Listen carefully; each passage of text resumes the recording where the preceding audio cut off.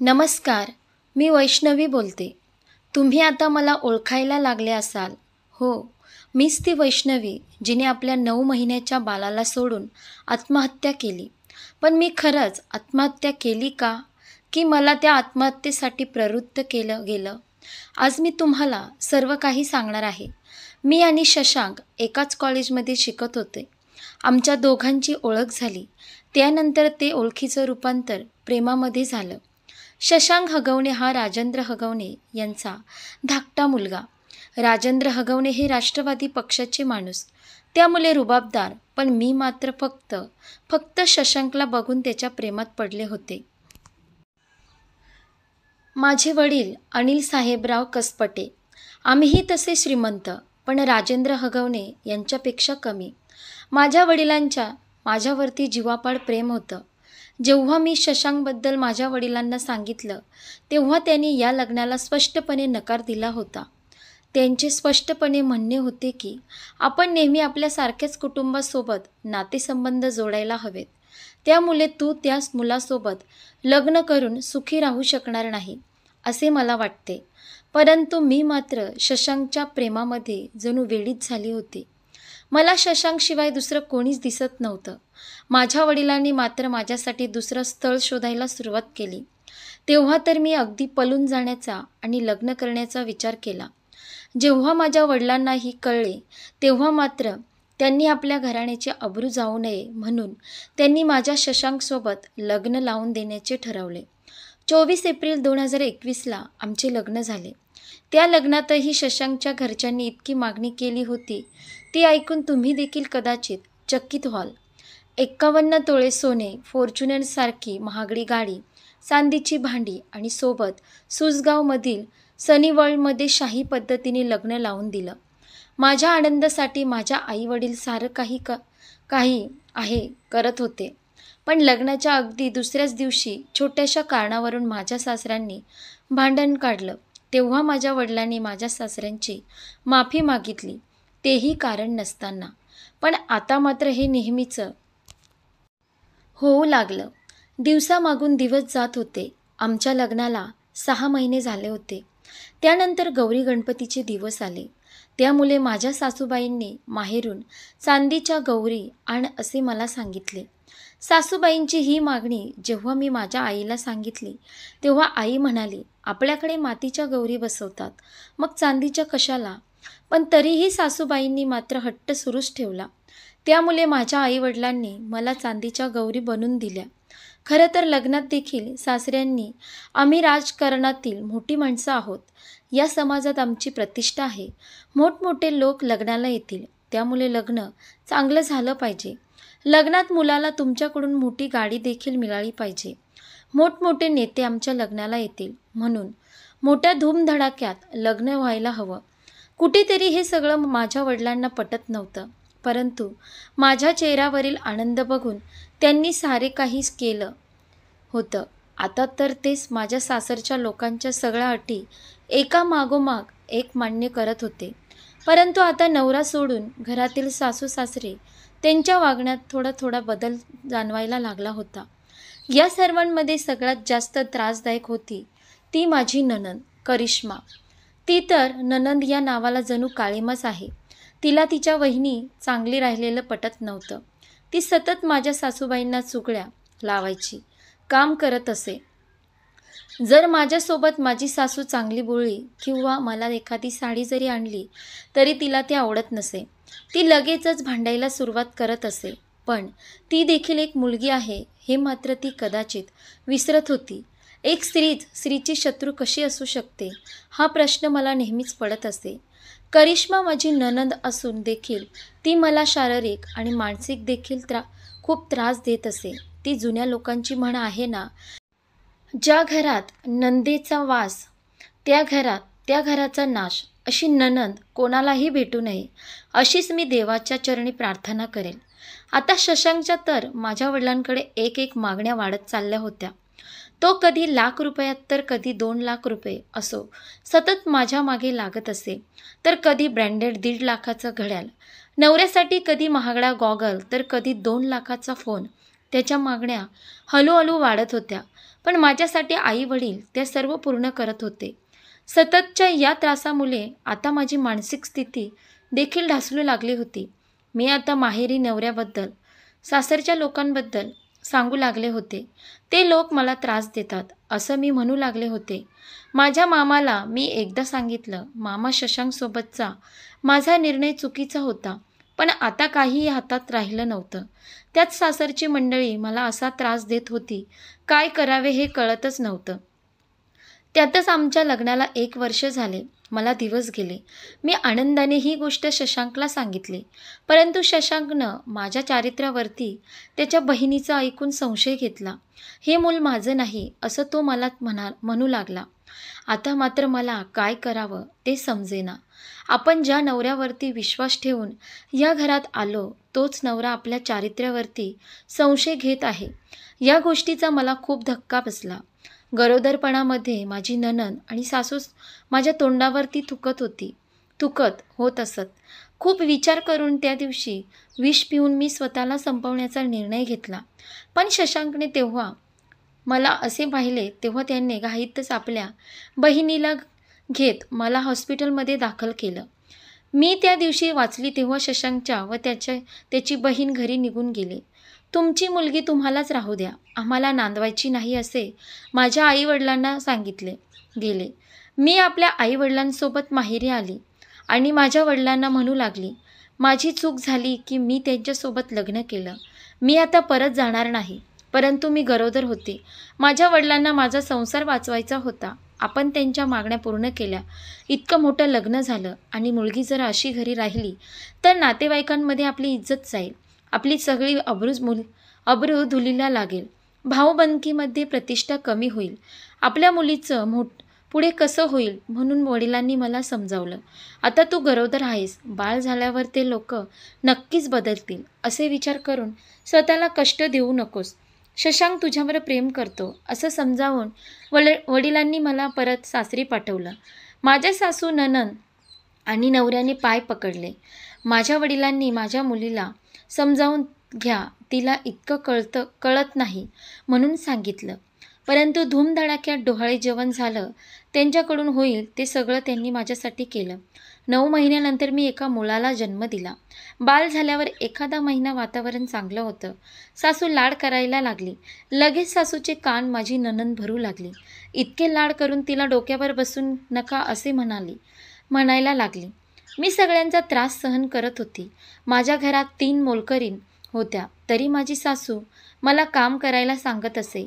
एक खूप महत्त्वाची गोष्ट इथे नोंदवायची वाटते ती म्हणजे 1 वर्ष माझ्या लग्नाला झाला होता.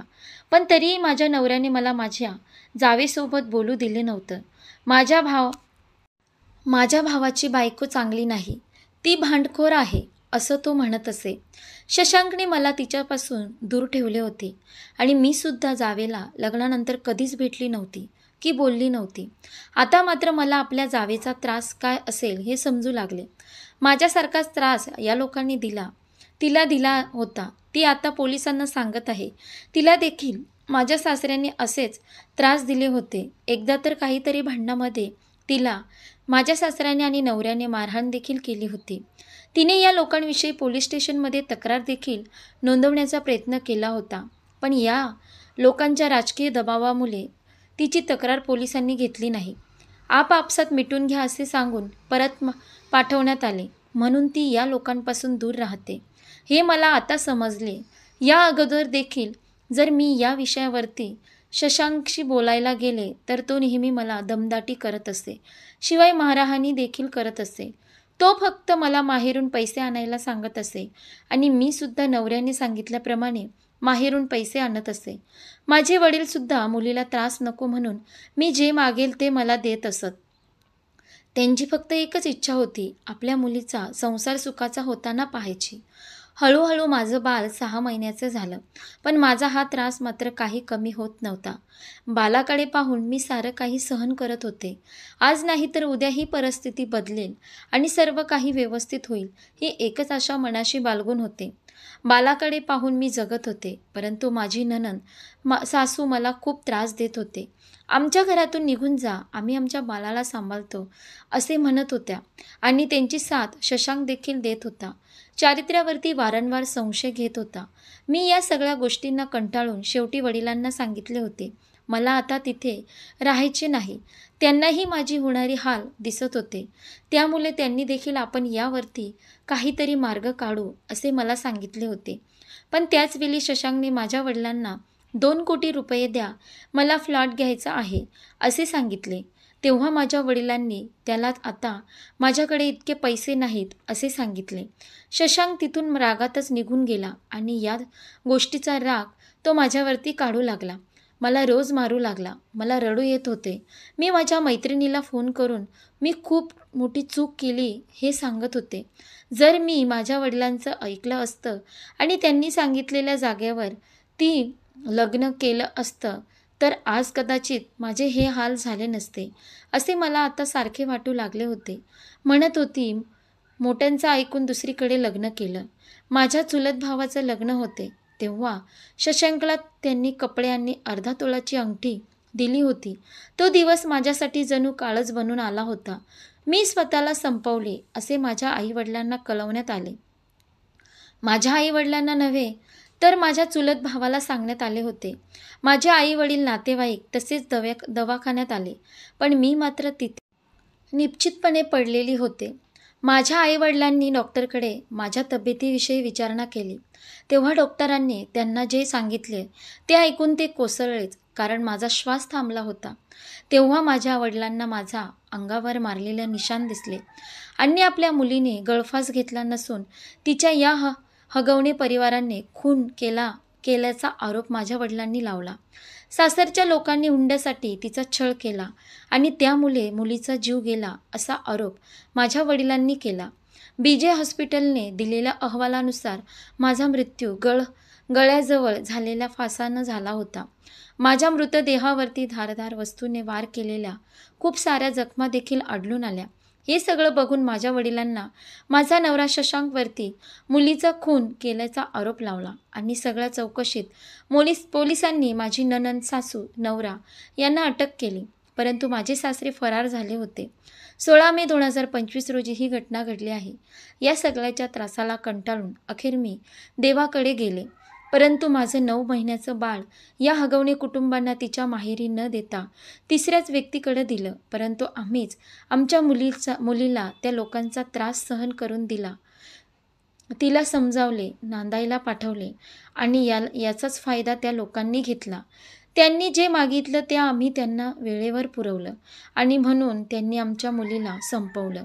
परंतु आता आमच्या मुलगा आमच्याकडेच राहावा, त्याचा सांभाळ आम्ही करू, असे रडून रडून माझे वडील म्हणत आहेत. माझे बाळ कुठे आहे याचा तपास लागला नव्हता.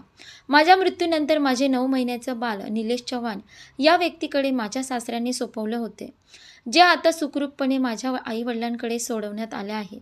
आपली लेकच जणू आपल्याकडे परत आली असा आनंद माझ्या आईवडिलांच्या चेहऱ्यावर दिसत आहे. पण मला एकच प्रश्न तुम्हाला विचारायचा आहे, कोणती आई की जी आपल्या 9 महिन्याच्या बाळाला सोडून स्वतः आत्महत्या करेन? सासरची माणसं ही या थराला असताना ते आपल्या बाळाला त्यांच्याकडे सोपवून स्वतः हे जग सोडून जाईल का? माझ्या जाऊबाईंनी वेळेवरती निर्णय घेऊन त्या बाजूला झाल्या म्हणून त्या आज सुरक्षित आहेत. त्यांचा नवरा त्यांच्या बाजूने होता म्हणून त्या या सर्व काही करू शकल्या. पण माझ्याकडे तर हा पर्याय नव्हता. माझा नवरा शशांक हा तर फक्त बहीण आणि आईवडील यांच्या म्हणण्यानुसार वागणारा होता. आज जर तो माझ्या बाजूने असता तर मीही आज माझ्या मुलासोबत असते.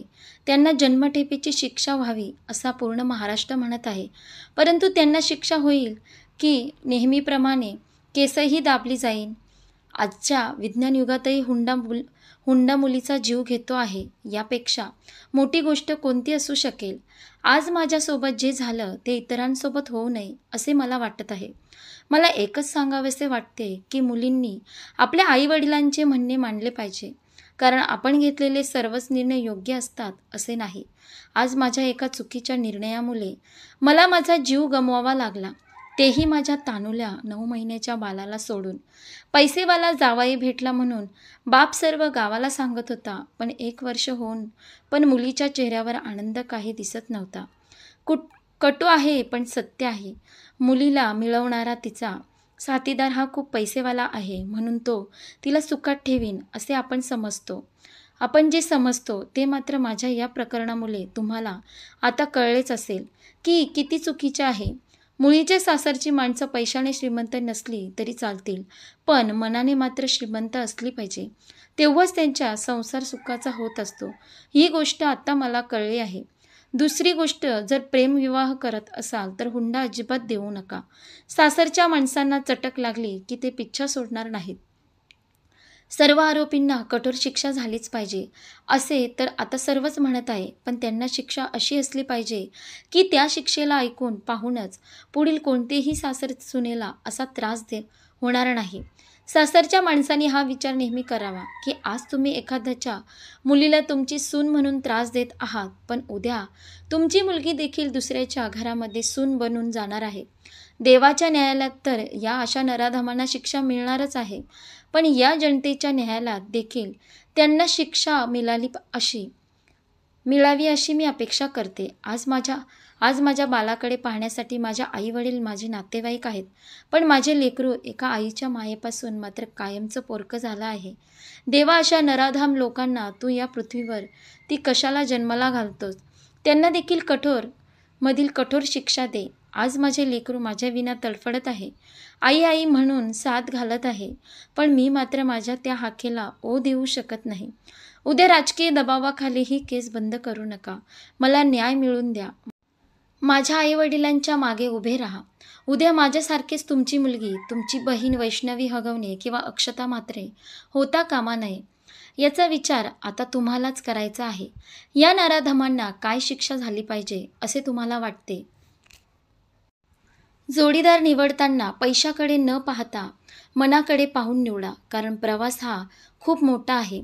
भावपूर्ण श्रद्धांजली वैष्णवीताई तुला. गरीब मुलगा असू द्या, पण सांभाळ मात्र एखाद्या राणीसारखा करणारा हवा. मुलींनो, वैष्णवीताईसारख्या कित्येक नाजूक कळ्या रोज जिवंतपणे मरत आहे. एकदा टोकाचा निर्णय घेण्याआधी विचार करा. ही सर्व माहिती प्रसारमाध्यमातून घेतलेली आहे, तर ही माहिती तुम्ही सर्वांना शेअर करा आणि आपल्या मुलींना नक्की वाचवा. आपली मुलगी घरी राहिली तरी चालेल, पण आपल्या मुलीचा संरक्षण हे तुम्हीच करा.